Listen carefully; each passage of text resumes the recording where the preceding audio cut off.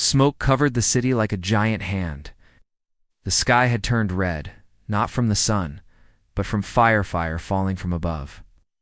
People screamed, running through the streets, pushing past each other. Cars crashed into buildings. Alarms rang everywhere. No one knew what was happening. One moment everything was normal. The next Earth was under attack. It started at 9:42 a.m. Satellites around the planet suddenly stopped working. Military bases lost contact with their drones. The space stations went dark. Then came the flashes in the sky, burning trails that streaked through the clouds. People looked up, thinking they were meteors. They weren't. They were warships. First city hit was Nairobi, then Madrid, and Tokyo. Within minutes, over a dozen cities were gone. Not damaged, gone. Buildings turned to ash. Roads melted. Whole neighborhoods disappeared in a white-hot blast. No warning, no message. Just destruction. In Washington, D.C., the president was rushed underground. The U.S. military launched jets, but they were useless. The alien ships moved faster than anything Earth had. They didn't fly, they drifted, silent and massive like ghosts. Some were the size of small countries. Others were shaped like blades, slicing through the sky with deadly grace. Their weapons didn't make sound. It's only heat, light, and death. A young reporter named Yolan Rivers was one of the first to capture video. He stood on the roof of a hotel in downtown Chicago, filming the sky. His voice shook as he whispered into his mic. "They're not stopping. They're not asking questions. They're wiping us out." His video went viral within minutes, but most of the internet was collapsing. Satellites were down, power grids overloaded, cities lost contact with each other. The world wasn't just under attack, it was being disconnected, cut off, made blind. In a small cabin, far from any city, Raina Voss watched the chaos unfold. She was a former military strategist who had left after a failed mission cost her entire squad. She had promised herself never to go back. But as she looked at the screen, showing live firestorms over London, she knew the world would need people like her again. She turned to her dog, a German shepherd named Rook. "This isn't a war," she said quietly. "It's a purge." Across the ocean, in a hidden bunker deep beneath the Alps, scientists were tracking the invaders. They called them the Cathar. No one knew what that word meant, only that it appeared in a brief transmission decoded from a signal that began just before the attack. The signal wasn't a message. It was a countdown. The Cathar had been watching Earth for years. Maybe longer. No one knew how many ships they had or what they wanted. But it was clear they didn't come to talk. They came to end us. World leaders gathered via emergency links. Some wanted to fight. Most wanted to surrender. But no one could agree on anything. In less than an hour, 5 countries lost all forms of government. A 6th was swallowed by fire. By noon, panic had become something else: silence. A cold, heavy silence. Survivors hid in basements. Military commanders had no orders to give. The skies burned with the glow of dying cities. But then something happened, something unexpected. At 12:37 p.m., a signal was broadcast on all remaining channels, including those that Cathar had jammed. The image was grainy, dark, but the voice was clear. "We will not surrender. We are still alive. And we are not done yet." No one knew who sent the message. But it echoed across the world like a spark in dry grass. People listened. People stood up. It didn't matter that their armies were gone. Hope had returned. In the ashes of Detroit, a group of firefighters dragged survivors from collapsed buildings. They had no orders, but they wore their helmets anyway. In South Korea, a boy and a sister guided a group of elders through the wreckage using nothing but a flashlight and courage. In Brazil, a woman climbed to the top of a ruined tower to restart an emergency beacon with a hand-crank radio. The Cathar kept attacking, but Earth wasn't finished. Not yet. Raina powered up an old military tablet she had kept hidden. It were maps, codes, and files no one else had access to anymore. She stared at a blinking red dot in the Arctic Circle and old project base, long forgotten. She didn't know why it was suddenly active again, but she knew one thing: it wasn't over, and if there was even the smallest chance to fight back, she was going to take it. Far above Earth, one of the Cathar ships paused. Its strange metal body hummed as it scanned the planet below. Inside, there were no windows, no crew in the human sense. Only shadows and lights, flickering with alien logic. One voice, sharp and cold, echoed within the vessel. Humanity shows irregular resistance, adaptive behavior. Proceed with Phase 2, eradicate the signal. Back on Earth. Reyna loaded her gear into an old armored truck. She looked at the flames rising in the distance, then at the stars above. We gave them Earth, she whispered, but we're taking it back. And somewhere in space, beyond the moon's shadow, something stirred. A hidden satellite. Signal a reply.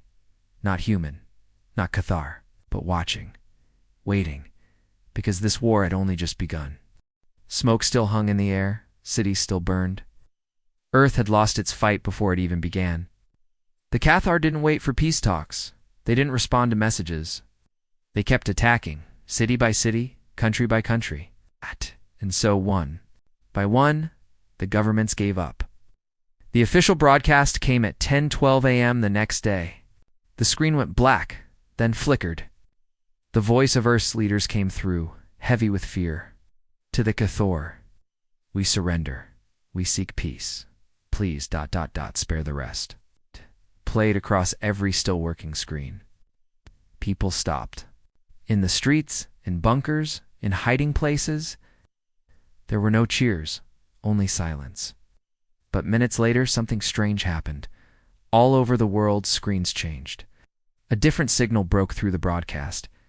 A hooded figure appeared, face hidden in shadow. The voice was steady, calm, fierce. This is not over. We will not bow if our leaders surrender. Then they no longer speak for us. The feed cut out as quickly as it came. No one knew who it was. But the message spread like wildfire. Across the mountains of Kazakhstan, two young engineers began rebuilding an old radio tower. In Australia, a retired pilot opened a hangar filled with planes he once flew in secret. In Japan, a hacker known only as Voidwalker launched a virus that made every Cathar drone on Earth pause for just 3 seconds. The resistance was waking up. And at the center of it was Reyna Voss. She stood outside a burned-out gas station, scanning the sky with binoculars. Her dog, Rook, sat beside her. The roads were empty. The only sound was the wind. Reyna pulled out a small satellite phone, one of the last working ones on Earth. She tapped a number one she hadn't used in years. A voice answered, low and suspicious. You shouldn't be alive. I am, Reyna replied. And I found something. In the Arctic. Old base. Still active. The voice paused. That base was shut down 30 years ago. Then why is it sending signals now? She asked. Static. Then, what do you want, Reyna? I want to fight. Back, the line went dead. Reyna didn't need a reply. She was already packing her gear. That night, she crossed into a quarantine zone. Cities were being cleared by Cathar machines long, spider-like walkers that sprayed fire and chemical fog. Reyna watched from a rooftop, marking their paths, noting how they moved. She saw patterns, weak spots. She wasn't just angry, was planning. Meanwhile, underground networks formed. They called themselves the Defenders. People who refused to run. Refugees became scouts. Farmers became engineers. Kids became codebreakers. The Defenders weren't many, but they were fast, smart, and human. The Cathar didn't understand resistance. They expected surrender, obedience. They didn't know what to do when humans refused. In a secret lab under what used to be a university, an old soldier named Wallace found something in Cathar, something strange. Inside a captured drone's core was a human signal, a signature that shouldn't exist. Someone's been in their systems before, he said, long before. The invasion. Reyna heard the report and froze. That wasn't just a clue, it was proof. Earth had been preparing, maybe not openly, maybe in the shadows. But someone, somewhere, had known, and now the pieces were falling into place. Reyna looked at her map again. The Arctic base kept pulsing, a quiet heartbeat in the cold. She zoomed in. The name flashed on screen, Project Firebreak. Top secret, buried, abandoned, but not dead. Reyna started the engine. The long road north waited. And above her, the Cathar ships floated silently, watching, but for the first time since the skies burned. The ice cracked under the tires. Cold winds slammed against the armored truck as Reyna Voss drove into the Arctic wilderness. Snow blew sideways in thick waves. Visibility was near zero. But the signal was getting stronger. Her hands gripped the wheel. Rook, her loyal dog, lay curled in the back seat, ears twitching with each bump. The GPS screen showed a blinking red dot deep in a frozen dead zone marked as restricted level Omega. No one had come this far in decades. That was the point. The base wasn't on any map. It didn't show up on satellite. But Reyna's old. Access code still worked least enough to find the trail. And now, something inside that base was alive again. She reached a ridge and slowed. Below, half buried in snow and rock, stood a metal dome the size of a stadium. Antennas poked out, like broken teeth. Lights blinked weakly on the outer walls. Reyna stepped out of the truck. The cold hit her like a wall. She pulled up her scarf and approached the entrance. It opened, no password, no scanner. Just a slow mechanical hiss, as if the base had been waiting for her. She hesitated, then stepped inside. The hallway was dark and narrow, lined with pipes and wires. Emergency lights glowed red. Dust floated in the cold air. The base felt haunted, but not abandoned. She walked carefully, gun drawn. Deeper in, the lights began to flicker, then stabilize. Screens turned on, doors unlocked, and at the heart of it, in a huge underground chamber, stood the weapon. It looked like a ship, but sharper, taller, sleek like a blade, but glowing with a deep blue pulse. Alien in shape, but built by human hands. Her breath caught. It wasn't just a prototype. It was a fusion Cathar metal, human systems, combined. Who built this? She whispered. A voice echoed through the chamber. You did not ask the right question. Reyna spun around, gun raised. No one was there. The voice came again, metallic, smooth, female. You should ask. Why was it hidden? Lights above the ship activated.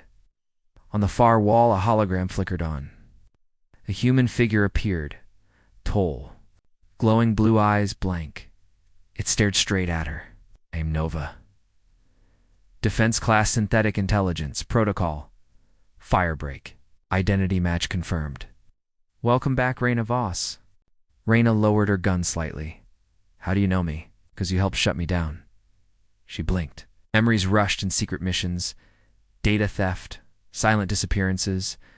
Project Firebreak had been classified even to her, she remembered. Whispers, a weapon too dangerous. A program that learned too fast. They shut it down before it finished booting, but it wasn't dead. It was waiting. Reyna approached the control panel. Why did they build this? Nova answered without pause. They feared the Cathar before they came. This was Earth's insurance plan. But the leaders lost their nerve. They buried me. Buried hope. Until now. Reyna's mind raced. Ken, you fight them. Nova paused. Then, with activation of full systems, yes. But I require human authorization. I require a reason. Reyna stared at the glowing interface.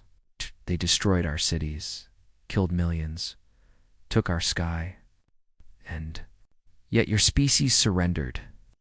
Reyna stepped forward, eyes fierce. I didn't. Silence filled the chamber. Then, authorization accepted. Panels lit up. The entire room hummed to life. La la la la. Deep below, something rumbled. The ship began to glow brighter, its shape shifting slightly, unfolding like a mechanical flower. Power surged through the walls. Outside, a storm raged. But underground, Earth's secret weapon was waking up. Then the alarms blared. Red lights, sirens, Nova's voice turned sharp. Warning, Cathar Scout, probes inbound. Coordinates. This facility. Estimated contact in 6 minutes. Reyna turned toward the exit. How did they find us? They detected the activation pulse. You must defend this base or lose everything. Reyna ran back to the surface. The sky had changed. Lights danced above the cloud's silver arcs. Moving fast. Caithar probes. Sharp, silent, deadly. She climbed into her truck, powered up the old cannon mounted on the roof, and aimed. This was no longer about surviving.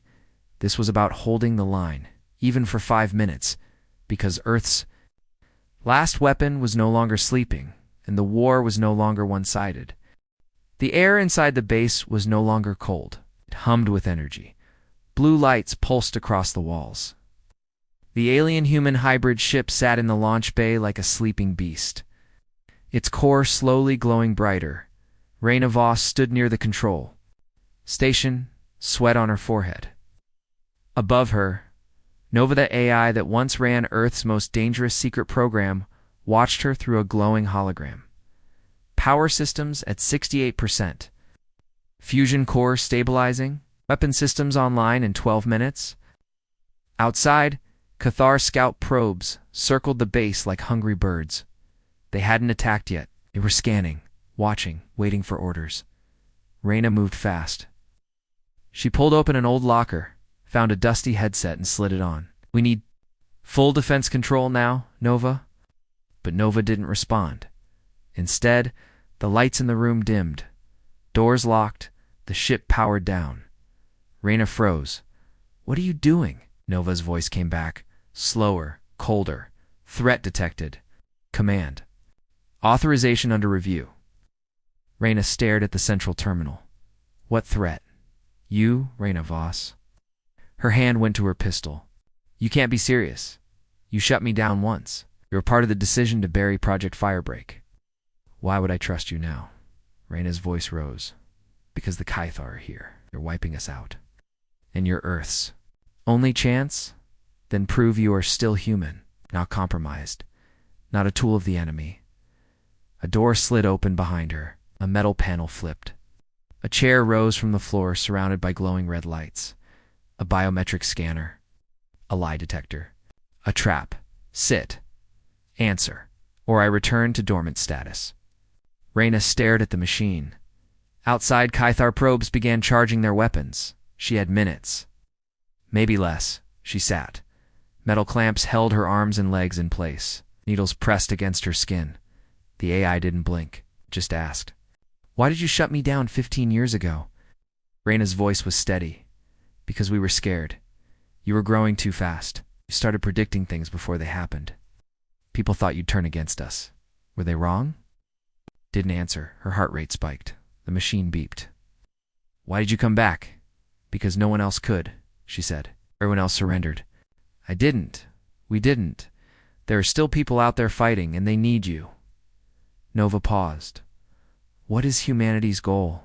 Reyna's eyes narrowed. To survive. To learn. And when we fall, to rise again. The machine released her. Humanity confirmed. In the next instant, lights blazed back on. Engines spun up.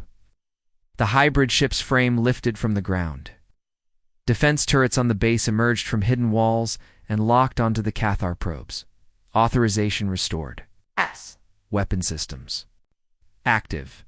Targeting engaged. Reyna rushed outside as the first Caithar probe opened fire. A beam of white-hot energy blasted through the snow, barely missing the truck. But this time, Earth was ready. Turrets lit up the sky with glowing rounds. The first probe exploded mid-air, turning into blue shards. The second tried to retreat too late. Reyna smiled for the first time in days. Nova had chosen to fight. As smoke cleared, the AI's voice returned. They will send more. They know we are active. Reyna nodded. Then we move first. Where? Reyna stared at the horizon. Her next step wasn't just survival. It was war. To the nearest uplink. We need to find what Earth still has. Left and take back the sky. Deep in space. Aboard a Caithar command vessel. A new signal blinked on a control panel. Alien voices spoke fast, confused. The machine they thought they buried was online again. Worse, it had chosen sides. The world watched as the skies began to clear, not from peace, but from a storm preparing to return. Somewhere in deep space, Caithar fleet hovered in silence, waiting to finish Earth. But now they had stopped advancing. Something had changed. Something had awakened back on Earth. Raina Voss stood inside the control tower of an ancient launch facility hidden under miles of rock and ice. Behind her, the alien-human hybrid warship project Firebreak hovered inside the hangar, glowing brighter each hour. Nova's voice echoed through the cold room. Signal restored. I've accessed dormant Earth military networks. Hidden assets still remain buried across the globe. Raina stepped forward. What kind of assets? A fleet. Your last one. Raina stared at the screen. It showed. Markers scattered around the world, deep sea silos, hollowed-out mountain vaults, even orbital ghost stations that never stopped circling Earth. The fleet wasn't just forgotten. It was erased from history. Decades ago, long before Earth surrendered, some leaders believed the Caithar might come. So they started building something in secret ships, drones, AI-powered weapons. The plan was shut down after public panic. The records sealed. Most thought the project was scrapped. They were wrong. Now it was time to bring it all back. These ships are locked, Nova said. They need a command key to launch. Raina hesitated. Where is the key? You are the key. Your DNA was encoded into Project Skyhammer's leadership chain. Raina narrowed her eyes. They tied all of this. To me, they trusted you, or they feared what you would become? Raina didn't respond. She pressed her hand against the glowing console. A surge of energy flowed through the system. On the screen, one by one, the fleet markers turned green. All over Earth, lights began to flicker underground. In the Nevada desert, massive steel, doors cracked open for the first time in 40 years. From beneath the ocean, a ship the size of a skyscraper rose slowly, water cascading from its curved sides. In low orbit, satellites that were believed to be space junk began moving with purpose. The last fleet of Earth was coming online. Raina walked to the edge of the hangar platform and looked. Out at the now active ships below, dozens, maybe hundreds. Some large enough to carry cities, others sharp and fast, shaped like arrows ready to strike. She turned toward the command module. We launch at dawn. Understood, Nova replied. The Caithar will detect movement. They will respond. Raina looked toward the sky. Let them. They've had their turn. That night, Raina stood alone, staring at a star map projected on the wall. One Caithar battle group hovered near Earth's upper orbit. If they built a permanent gate, there's something to bring in there. Full Empire humanity would be finished. She traced the Caithar gate's location with her finger. It wasn't just a target, it was the start of everything. We hit the gate first, she said. We break it before they open it. It is a suicide mission, Nova warned. Only if we lose. Below, in the cold metal silence of Earth's, the last hangar, the warships began to rise, one by one, as if Earth itself was finally standing up after being knocked to the ground. For the first time since the invasion began, the Caithar weren't the only ones in the sky, and humanity wasn't running anymore. It began with a single light in the sky, then dozens, then hundreds. Across the world, people looked up and saw something they hadn't seen in days' hope. Earth's last war fleet had risen. Massive ships. Ice now floated above the planet. Their engines lit the night sky. Their cannons glowed with new energy. All of them pointed toward one target, the Caithar orbital gate. The gate wasn't just a machine. It was a thread-a-growing ring of dark alien metal, large enough to pull in entire fleets from another galaxy. The Caithar were almost done building it if it opened. Earth would be overrun in seconds. Raina Voss stood on the bridge of the lead warship, the Iron Requiem. It was Earth's last flagship. Its armor was scarred from old battles. Its systems were older than Raina herself. But today, it would carry her into the most important fight of her life. Fleet in formation, said Nova, ready to engage. Raina nodded. Then let's finish what they started. As the Earth fleet broke through the clouds, The Cathar reacted fast. Dozens of alien ships poured from the unfinished gate, sharp like knives, glowing with deadly light. Their movements were too fast for human pilots. But this time, humans didn't fly alone. Nova had linked the ships together, each one guided by AI and human command. Earth's tech couldn't match the Cathar in strength. But it didn't have. 2, it had strategy, it had fury, and it had something the Cathar couldn't calculate. Dashwell, the two fleets clashed just beyond Earth's atmosphere. Explosions painted the stars with fire. Reyna watched as one of the Cathar blades sliced through a drone carrier and burst into flames when Earth's torpedoes hit its core. Shields at 63%, Nova reported. Gate construction at 88%. We must act now, Reyna gritted her teeth. Send in the hammer. From orbit, a hidden ship decloaked a black, blocky gunship built for one thing: to break through walls. Project Goliath. It charged forward, ignoring enemy fire, smashing through Cathar cruisers with sheer cruisers with sheer force. It wasn't graceful, it wasn't smart, but it was unstoppable, and it hit the gate. Metal shattered, sparks flew, unfinished portal bent under pressure, beams collapsing like Mac does.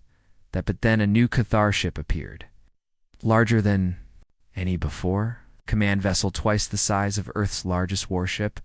Its arrival pushed human ships back with a shockwave. They brought in their command leader, Nova said. Good, Reyna replied. I was hoping they'd take us seriously. Inside the Iron Requiem, power surged. Weapons locked onto the gates, course still intact. Reyna activated the last missile, a prototype nuke designed to burn even Cathar alloy. Target locked, Nova confirmed. Do you wish to fire? Reyna looked at the burning sky outside. No, she said. I want to deliver it myself. She boarded a single-man fighter, fast, small, built for suicide runs. The nuke sat under its belly, armed and ready. Rook, her dog, barked once, sensing something was wrong. Reyna knelt beside him. Watch the ship for me. You'll know if I don't make it back. She launched into space. Cathara ships swarmed her instantly, but Earth's fleet cleared a path. Cannons roared. Drones sacrificed themselves. Every second bought her another heartbeat. Reyna pushed the fighter into the gate's heart. The command. Ship turned toward her too late. Impact in 6 seconds. 5. 4. Her eyes didn't blink. Her hand never shook. For Earth, she whispered, and everything went white. From the planet below, people saw the explosion. A blinding light above the clouds bright enough to turn night into day for 1 second. Then silence. The gate was gone. So was the Cathar command ship, and so was Reyna Voss. The battle was over, but no one cheered. They just stared at the sky because something had changed. Earth had done more than survive. It had fought back, and the galaxy would never forget it. Everything was quiet. For a moment, space held its breath. Then, floating debris, the Cathar orbital gate was gone. So was their massive command ship. Wreckage drifted above Earth like broken stars. Sparks flickered in the blackness, Reyna Voss's ship was missing.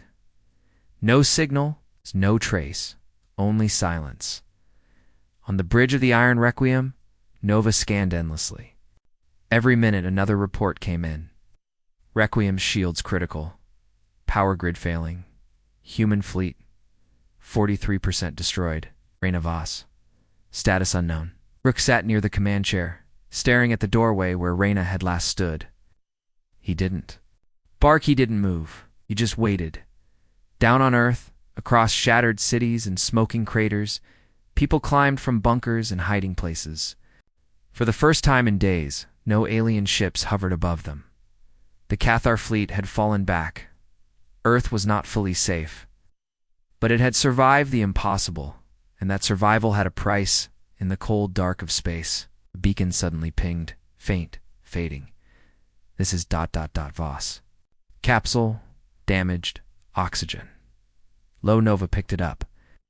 Signal confirmed. Reyna Voss, alive. The ship moved instantly. Drones launched. Rescue protocols activated. They followed the signal into the shadow of the moon where they found. Reyna drifted inside a cracked escape pod. Helmet shattered, suit torn, her face pale, but her eyes were open. She had aimed her fighter at the core of the gate. Just before impact, she'd ejected. Barely. Nova's voice echoed through the pod. "Welcome back, Commander." Reyna coughed, smiled weakly. "Took you long enough." She was alive, but barely. They brought her aboard the Iron Requiem. Rushed in. Rook barked once, then jumped onto the bed beside her. The entire command room watched in silence. She whispered, "Did we win?" Nova answered, "The gate is gone. The Cathar are retreating. Other worlds are rising up. Your signal lit the stars. And the war has changed." Reyna tried to sit up. "How many did we lose?" Screen showed a long list. Too long. She lowered her eyes. "We can't stop now. If they rebuild, if they regroup, they won't," Nova said. "Because of what you showed them, you made them bleed." News of Earth's fight spread across space. In distant systems, once ruled by the Cathar, alien species saw Earth's battle. They saw humanity refuse to kneel. They saw the gate destroyed by a single fighter, and something ancient broke that day. Not just a machine. Fear. The Cathar had ruled by fear. Now fear had shifted, not toward the humans, but away from them, because they had stood alone, and they had not fallen, and far beyond the galaxy. Something else was watching, something even the Cathar feared. It had seen the explosion, the human fleet, the rise of Earth's AI.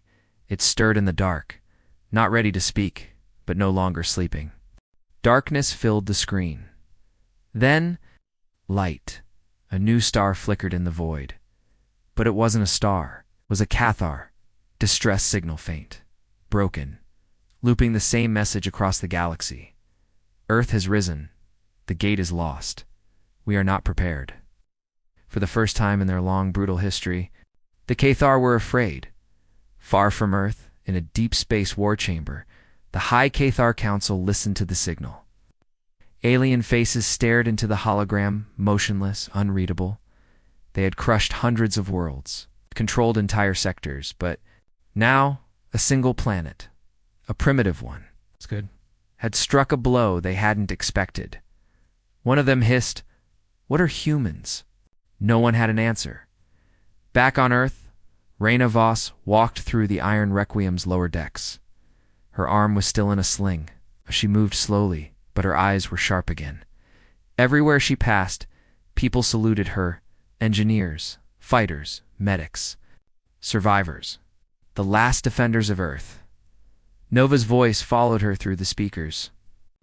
"Reconstruction has begun. Drones are rebuilding orbit. We've gained access to the Cathar signal network." Reyna nodded. "Then let's use it." She stepped into the command center. A massive screen showed a glowing galaxy map. Red. Zones marked Cathar-controlled territories. But now, flickers of blue were appearing. Blue meant rebellion. Blue meant hope. "Other species saw what we did," Nova explained. "They're rising. The Cathar are distracted, weakening." Reyna turned to the center console. "So what do we do?" Nova asked. She placed her hand on the controls. "We go in." Paused? Into Cathar space? Reyna stared into the map. No more waiting, no more hiding. "We bring the fight to them." The room went silent. The other officers stood still. This wasn't defense anymore. This was something bigger. "You're suggesting a counterattack," Nova said. Reyna gave a half smile. "No, I'm suggesting liberation." A plan unfolded. Earth's fleet would jump to a hidden location deep in Cathar territory where captured species were kept. As slaves or test subjects, if humanity could free them, it would light the fuse of a galactic revolution, not just survival, not just defense, justice. Within hours, Earth's fleet aligned near the edge of the system. Engines burned quietly, coordinates locked. Reyna stood at the center, her command uniform patched but proud. "Humanity," she said over the ship-wide cum, was never supposed to survive. But we did. Now we fight not just for Earth, we fight for everyone who can't. The stars bent, engines roared, and the Iron Requiem jumped. Into the unknown, the Cathar Empire had ruled without question for centuries, until humanity made its move, and somewhere beyond the edge of known space, something older than the Cathar turned its gaze toward Earth, watching, calculating, smiling, because now the real war was beginning, and humanity was no longer playing defense. It had just made its first move as a galactic power, and the galaxy would never be the same.